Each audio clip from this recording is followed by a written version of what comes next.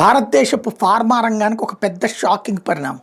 ఇవాళ రేపు మేబీ మన మందుల తయారీ కంపెనీల షేర్లు డౌన్ అవుతాయి.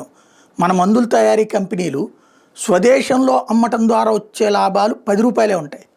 విదేశాల్లో అమ్మడం వల్ల వచ్చే లాభమే హయ్యెస్ట్, ఎస్పెషల్లీ యూరప్ దేశాలకు పంపించేది.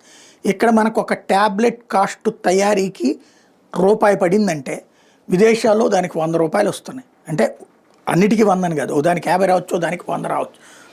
ఆ ఎక్స్పోర్టు ఈ ఛార్జెస్ అన్నీ పోను కనీసం ఒక ₹20-30 మిగులుతున్నది. కాబట్టినే ఆ కంపెనీలు కోట్లకి కోట్లు కాదు, వందలు వేల లక్షల కోట్ల రూపాయల ఫార్మసీ రంగం ఈ దేశంలో అభివృద్ధి చెందింది.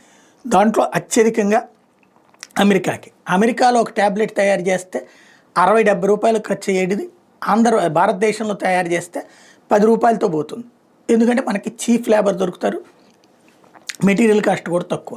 అమెరికాలో అక్కడంతా కూడా కాస్ట్లీ ఎక్కువ కాబట్టి నడుస్తుంటుంది. అందుకే మనవి అక్కడికి వెళ్తూ ఉంటుంటాయి. అమెరికన్ కంపెనీలు కూడా అక్కడ హెడ్ క్వార్టర్ పెట్టుకుని ఇక్కడి నుంచి తయారు చేసి తీసుకెళ్తుంటాయి. ఇప్పుడు ట్రంప్ ఏమంటున్నాడు, ఇండియాలో తయారు చేసే మందుల మీద 40% టారిఫ్లు వేస్తున్నాం అంటున్నాడు.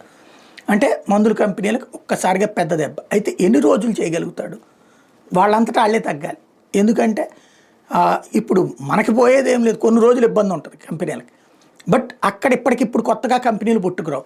అప్పుడు ఏమవుతుంది, ట్యాబ్లెట్లు, ఇంజక్షన్లు, ఆల్రెడీ అన్ని మందులు కూడా భారీగా ధరలు పెరుగుతాయి. సఫర్ అయ్యేది అమెరికన్సే.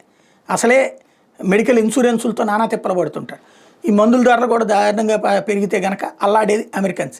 కాబట్టి 4 రోజులు హడావిడి, ఆ తర్వాత మళ్ళీ సర్దుకుంటుందని చెప్పుకోవచ్చు.